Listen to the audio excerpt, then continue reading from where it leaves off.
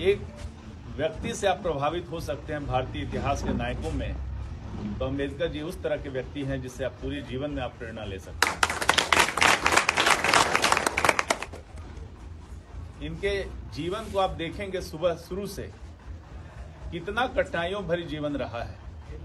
आज जब इतना भेदभाव का सामना करते हैं, उस समय का समाज किस प्रकार से होगा, उस समय पे किस तरह से उन्होंने डिस्क्रिमिनेशन को झेला और झेल करके वो टूटे नहीं और मजबूत होते गए और उन्होंने समाज को एक नई दिशा दी, भारत को स्वतंत्रता दिलाई, यहाँ का संविधान बनाया। और आज जो देख रहे हैं कि जितना भी प्रोटेक्शन मेजर है, कि जितने भी अनुसूचित जाति जनजाति का जो आरक्षण का जो प्रावधान किया, जितनी व्यवस्थाएं बनाई, वो सब उन्हीं की देन है। उस व्यक्तित्व को आप जितना भी नमन करें कम पड़ेगा। आज हम उनके जीवन से प्रेरणा लें। आप सब छात्र यहाँ पर मौजूद हैं, उनका जीवन देखिए। संघर्ष में उन्होंने पढ़ाई की। पढ़ने जाते थे तो इतना भेदभाव होता था, पीने को पानी नहीं मिलता था, दिन भर प्यासे रह जाते थे, छुआछूत इतना प्रबल था, बोरा ले जाकर के स्कूल में पढ़ते थे। और वो व्यक्ति वहां से पढ़ करके अमेरिका गया, लंदन स्कूल ऑफ इकोनॉमिक्स में पढ़ा, ग्रे इंस में वहां पर जाकर के लॉ की पढ़ाई की और इतना बड़ा जो लॉ का ज्ञाता, संविधान का निर्माता, हर तरह से परिपूर्ण व्यक्तित्व से परिपूर्ण, जीवन भर संघर्ष किया आप लोग के अधिकारों के लिए, जिससे आप उनकी भावी पीढ़ियां जो आप हैं उनके अधिकार कैसे सुरक्षित हों, किस तरह से आपको एक बेहतर भविष्य दिया जा सके, उसके लिए उन्होंने संघर्ष किया और जीवन भर संघर्षरत रहे समाज से। और बाद में ये हुआ कि जाकर के उन्होंने बड़ी संख्या में लेकर के बुद्धिज्म को ज्वाइन किया कि भाई कि जहां पे उनको सम्मान मिले वहां पे रहेंगे। तो इस तरह के व्यक्तित्व को हम लोग सिर्फ प्रणाम कर लें, उनकी जयंती मना लें, ये काफी नहीं है। उनके जीवन से, उनके गुणों से प्रेरणा लीजिए। आप उनके वंशज हैं, उनके गुणों से प्रेरणा लीजिए कि कैसे पढ़ाई करनी है। खास करके मैं यहाँ पर आज छात्रावास में आया हूँ, उनका जीवन देखिए, कैसे उनका जीवन आगे बढ़ा, क्यों उनका मान सम्मान बढ़ा। इसलिए बढ़ा कि उन्होंने इस तरह से उस समय पे जितने भी पढ़े लिखे लोग हैं, एक बीबीसी की कमेंट्री चल रही थी जो अम्बेडकर जी के विषय में बताया जा रहा था, उसमें कहा कि भारत में उतने पढ़े लिखे लोग उस समय कोई भी नहीं था, न के बराबर था उस तरह, इतना महान उन्होंने पढ़ाई के बदौलत, ज्ञान के बदौलत अपने समाज में एक मुकाम बनाई। यहाँ अंग्रेज तक उनको इतना इज्जत देते थे। गोल में सम्मेलन हुआ तो उनको आमंत्रित किया गया, बताइए, एक प्रतिनिधि के रूप में। नेहरू जी और कई विचारों पे भिन्नता थी उनसे, अम्बेडकर जी से, लेकिन उनका इतना सम्मान था कि उनसे संविधान बनवाया उनसे। और देश के प्रथम लॉ मिनिस्टर, ये नेहरू जी का भी बड़प्पन था और उनका भी बड़प्पन था कि दोनों जो है विचार भिन्नता, मत भिन्नता रखते हुए भी उन्होंने देश के प्रति जो समर्पण था उसको प्राथमिक रखा, अपनी मत भिन्नता को दूर रखा और प्रथम लॉ मिनिस्टर बने और तरह तरह के कानून, तरह तरह की चीजें उन्होंने उसका सृजन किया।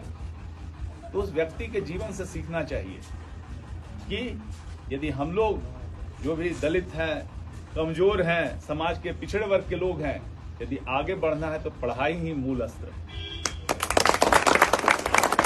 यदि हम पढ़ाई को अपनाते हैं, शिक्षा को अपनाते हैं, तो जरूर आगे बढ़ेंगे। आप देखते हैं कि जिस परिवार का एक व्यक्ति शिक्षित हो जाता है, जिस परिवार का एक व्यक्ति शिक्षित हो जाता है, वो पूरे परिवार को आगे ले जाता है और उसके बाकी व्यक्ति भी शिक्षित होने लगते हैं, सब लोग पढ़ने लिखने लगता है। तो ये जो आप लोग को अपॉर्चुनिटी मिली है, ये यहाँ पर कि पढ़ लिख करके यहाँ पर जो छात्रावास का निर्माण हुआ, कितना बेहतर क्वालिटी का छात्रावास का निर्माण हुआ है। इतना सघन पूर्णिया में भी आपको इतनी जगह मिली है। और खास करके जो माननीय नीतीश कुमार जी हैं, उनकी कितनी गहरी संवेदना है। और उनकी जो पार्टी है, जदयू पार्टी, वो तो अम्बेडकर जी के सिद्धांतों पे चलने वाली पार्टी है। उनका जो घोषणा पत्र है उसमें पहला चीज वही लिखा है कि हमारी पार्टी महात्मा गांधी, अम्बेडकर जी, जयप्रकाश नारायण जी, इनके सिद्धांतों पे चलने वाली पार्टी है। और उन्होंने जब तक यहाँ पर रहा क्या क्या नहीं किया। हर क्षेत्र में कोशिश की है कि सबसे पहले पढ़ाई की व्यवस्था की है। जब उन्होंने 2009 में सर्वे करवाया और पाया कि अधिकांश जो है अनुसूचित जाति जनजाति के बच्चे नहीं पढ़ाई कर रहे थे, तो उन्होंने टोला सेवक बनवाया। उसी कम्युनिटी के लोगों को टोला सेवक बनवाया ताकि घर से उठा करके उसको ले जाए और बच्चा को पढ़ाए कि पढ़ेगा तभी बढ़ेगा। और अम्बेडकर जी का क्या कहना था कि शिक्षा ही वो शेरनी का दूध है, जो पिया है वो दहाड़ेगा। सब लोग इसी बात को कथनी को करनी में कन्वर्ट किया माननीय नीतीश कुमार जी ने। छात्रावास बनाए जा रहे हैं, आवासीय विद्यालय बनाए जा रहे हैं। हर जिला में देखिए कितना बड़ा आवासीय विद्यालय बन रहा है, 720 की कैपेसिटी पे इतना विशाल विशाल आवासीय विद्यालय बनाए जा रहे हैं। और क्या क्या नहीं स्कीम चल रहा है।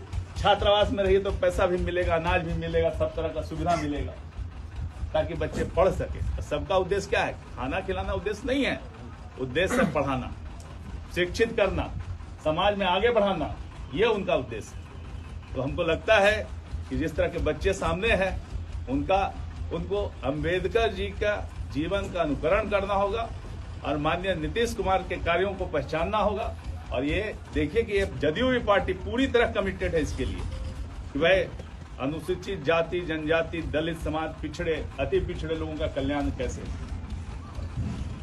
अभी उन्होंने आरक्षण बढ़ा दिया। अब देखिए पूरे भारत भर में सर्वे होता है, अनुसूचित जाति जनजाति का नंबर जो है वो जनगणना में ही निकल जाता है, लेकिन किसी राज्य ने उसके आधार पर आरक्षण का नहीं बढ़ाया। लेकिन यहाँ पर देखिए कि जो उन्होंने जातीय जनगणना करवाई उसमें से जो नंबर निकल के आया तो जितना संख्या था उससे ज्यादा बढ़ा के आरक्षण दिया। 19% था तो एससी का 20% कर दिया और उनका था 1.5% से ज्यादा तो उनको 2% कर दिया। 22% आरक्षण मिला है। पूरे भारत में कोई भी राज्य ऐसा नहीं है जहां पे 22% आरक्षण की व्यवस्था की गई है।